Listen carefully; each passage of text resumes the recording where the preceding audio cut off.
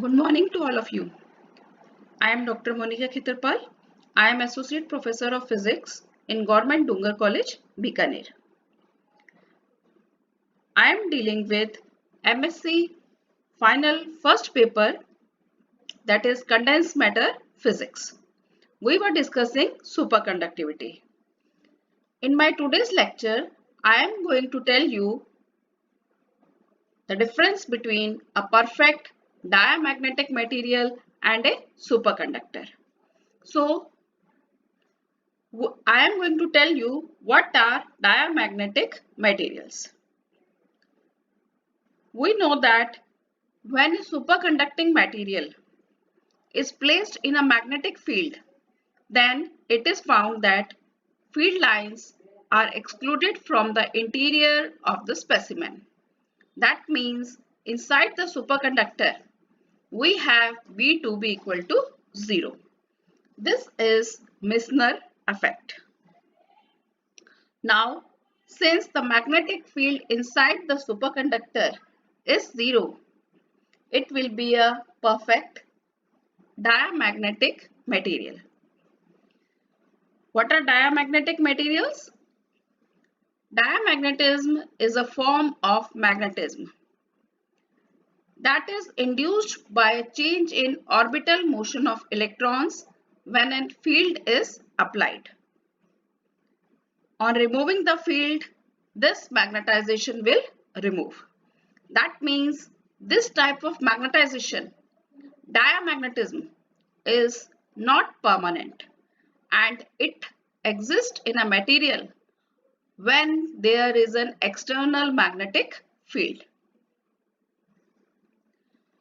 Its magnetic moment is very small and its direction is opposite to the applied field.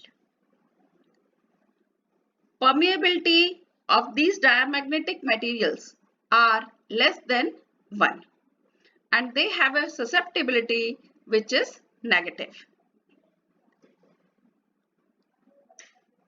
Diamagnetism is found in almost all forms of material, but it is a weak magnetism.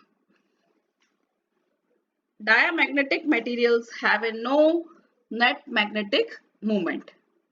That means all the orbital shells are filled and there is no unpaired electron in such type of magnetic materials. The susceptibility of these materials is negative, and now we will show that why superconductors are diamagnetic in nature. We have the relation between B, H and M as B equal to mu 0 M plus H. Now we have placed a superconductor in a magnetic field.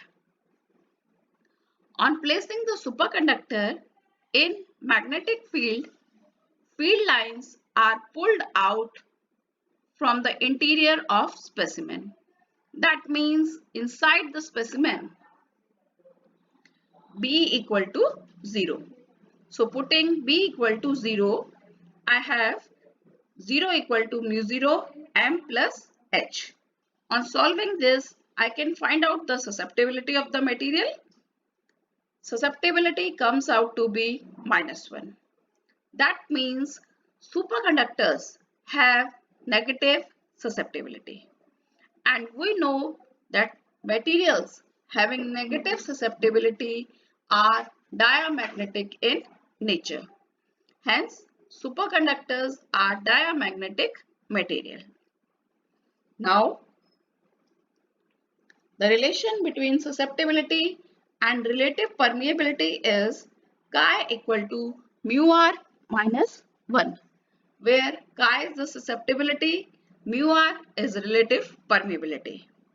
Putting the value of susceptibility to be -1, I get relative permeability mu r of superconducting material to be equal to 0. So we can say that superconductors are diamagnetic in nature. Superconductors are diamagnetic, but is it true that diamagnetic materials are superconductors? No, the reverse is not true. I am going to tell you the difference between perfect diamagnetic material and a superconducting material. Here, this is a perfect diamagnetic material and we are taking in a state that this material is normal. Now, I am placing it in a magnetic field. Then, magnetic field lines are inside as well as outside the material. Now, I am cooling this material so that it makes a transition to zero resistance state. Zero resistance means infinite conductivity. That means material has become superconductor. Now, there is no change in the magnetic field lines. They remains the same. That means they are in the interior as well as in the exterior of material. Now, I am changing my material. I am changing my material to so that it becomes superconductor. The magnetic behavior of this material will be different from perfect diamagnetic material. Initially, I am taking the material to be superconductor. And field lines, I can see that they are not inside the superconducting material. The zero resistance, the material will have zero resistance so that their current loops are generated inside the superconductor when they are placed in the magnetic field, and these interior magnetic field will oppose the outside magnetic field. Hence,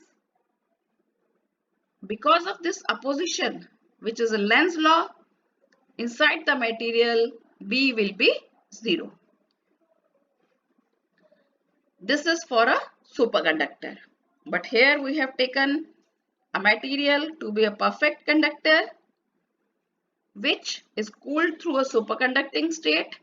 The magnetic field is expected to be the same which was earlier.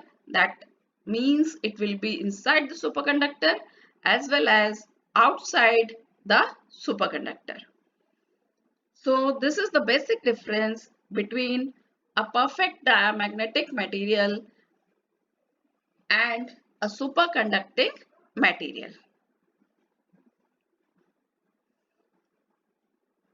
The spin alignment is also different in both type of materials. We know that magnetization, it depends on electron spin parallel to one another. What is the nature of superconductors? Here, superconductivity depend on pair of electron which have spin antiparallel. We know that two electrons can form a Cooper pair only if their spin are antiparallel. Cooper pair have a very small binding energy and external magnetic field. When applied, it exerts torque on the spin and it tends to break up this pair. So magnetization and superconductivity depends on spin, but the behavior of spin in both types of materials will be different. In magnetization, spin will be parallel, whereas in superconductivity, the spin will be antiparallel. So we can conclude from our lecture that perfect diamagnetism, which arises from B equal to 0, that means Misner effect, and zero resistivity. These are two independent properties of the superconducting state, and these two properties are essential conditions for a superconducting state. If any one of these two properties is not there, then the superconducting phase will become thermodynamically unstable. Hence, it needs both properties to prove that a material is a superconducting material. So, we can conclude that superconductors are the materials which have negative susceptibility, and the negative susceptibility shows that these materials are diamagnetic in nature.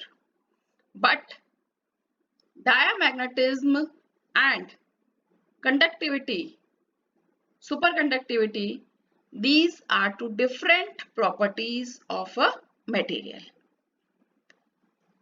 Thank you students for watching.